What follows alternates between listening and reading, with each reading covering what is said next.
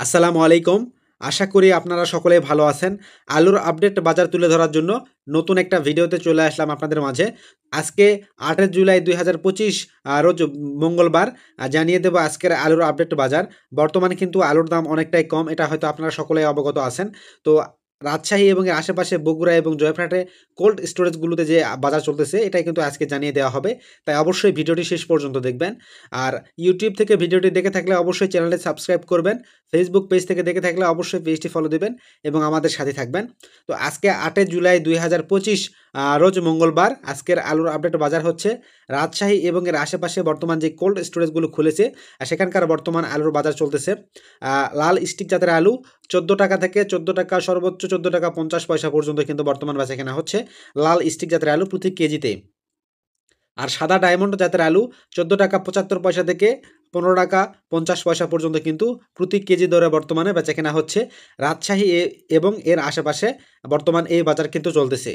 এর পাশাপাশি বগুড়া এবং এর আশেপাশে যে কোল্ড স্টোরেজগুলো খুলেছে সেখানকার বর্তমান বাজার চলতেছে লাল স্টিক জাতের আলু ১৪ টাকা থেকে ১৪ টাকা ২৫ পয়সা পর্যন্ত প্রতি কেজি এবং সাদা ডায়মন্ড আলু ১৪ টাকা ৫০ পয়সা থেকে সর্বোচ্চ কিন্তু ১৫ টাকা প্রতি কেজি দরে কিন্তু বর্তমানে বেচাকেনা হচ্ছে। অর্থাৎ একটু কিন্তু দাম কমে গেছে। গত কয়েকদিন যে স্থিতিশীল বাজার ছিল আ সামান্য কিন্তু ২৫ পয়সা করে প্রতি কেজিতে দাম কমে গেছে।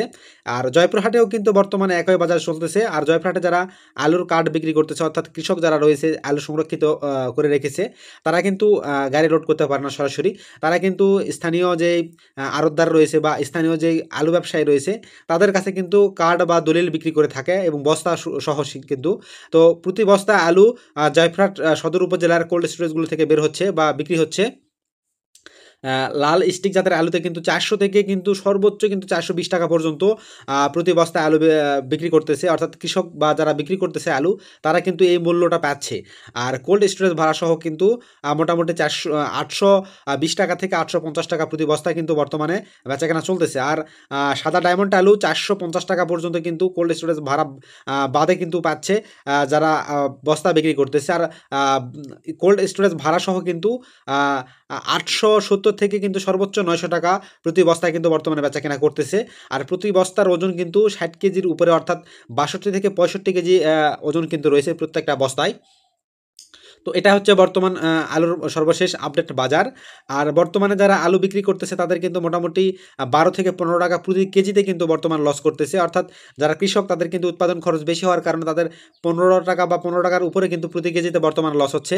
আর যারা ব্যবসায়ী রয়েছে অর্থাৎ আলু ক্রয় করে বা কিনে কোল্ড স্টোরেজে রেখেছে তাদের মোটামুটি ১২ থেকে ১৩ টাকা পর্যন্ত কিন্তু প্রতি কেজিতে লস করতেছে। তো এই হচ্ছে বর্তমানে আলুর লসের সংখ্যা। আর ২০২৫ সালে এখন পর্যন্ত কিন্তু আলুতে কিন্তু লসই করে যাচ্ছে। অর্থাৎ ২০২৫ সালের শুরু থেকে আলু উত্তোলনের শুরু থেকে বর্তমান পর্যন্ত কিন্তু প্রত্যেকটা কৃষক এবং প্রত্যেকটা ব্যবসায়ী কিন্তু যারা আলু সংরক্ষণ করে রেখেছে কোল্ড স্টোরেজে বা যারা কৃষকেরা মাঠ থেকে আলু বিক্রি করছে প্রত্যেকেরই কিন্তু লস হচ্ছে।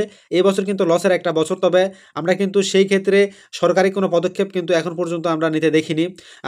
যদিও বাহিরের দেশে মোটামুটি আলু কিছু পরিমাণে হলেও কিন্তু রপ্তানি হচ্ছে। তবে সেটা কিন্তু খুবই সীমিত পরিসরে ২ দিন রপ্তানি হচ্ছে তো বাকি ৩ দিন কিন্তু হচ্ছে না। এই মিলেই কিন্তু বর্তমান রপ্তানি কার্যক্রম চলতেছে। অর্থাৎ ভারতের আলুর দাম কম হওয়ার কারণে কিন্তু নেপালে বাংলাদেশ থেকে আলু চাহিদাটা একটু কমে গেছে। অর্থাৎ ভারত থেকে কিন্তু নেপালে আলু যাচ্ছে।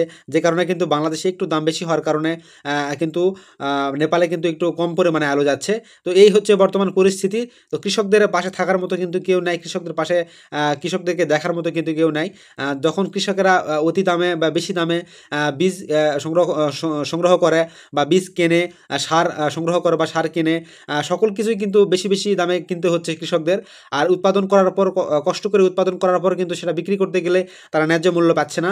তো এটা থেকে কিন্তু নিস্তার পাওয়া আমাদের কৃষকদের কিন্তু অতীব জরুরি বলে আমি মনে করি। এছাড়া কিন্তু কৃষি খাত বা কৃষি সেক্টর কিন্তু অতল ভবিষ্যতে কিন্তু হারিয়ে যাবে বা ধ্বংস হয়ে যাবে।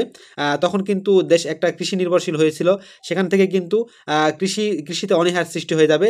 তো এটা কিন্তু সরকারকে এই এখন সিদ্ধান্ত গ্রহণ করতে হবে যেন কৃষকরা তাদের উৎপাদিত পণ্যের সঠিক মূল্য পায়। অন্তত লস না করে অন্ততপক্ষে কিছু পরিমাণে হলেও কিন্তু যদি লাভ করে বিক্রি করতে পারে তাহলে কিন্তু কৃষি সেক্টরটা কিন্তু আরও উন্নত হবে বলে আমি মনে করি। তো ভিডিওটি ভালো লাগলে অবশ্যই ভিডিওটি শেয়ার করে দেবেন। ইউটিউব থেকে দেখে থাকলে চ্যানেলটি সাবস্ক্রাইব করবেন। ফেসবুক পেজ থেকে দেখে থাকলে অবশ্যই পেজটি ফলো দেবেন এবং আমার সাথে থাকবেন। তো সকলে ভালো থাকবেন। ধন্যবাদ। আসসালামু আলাইকুম।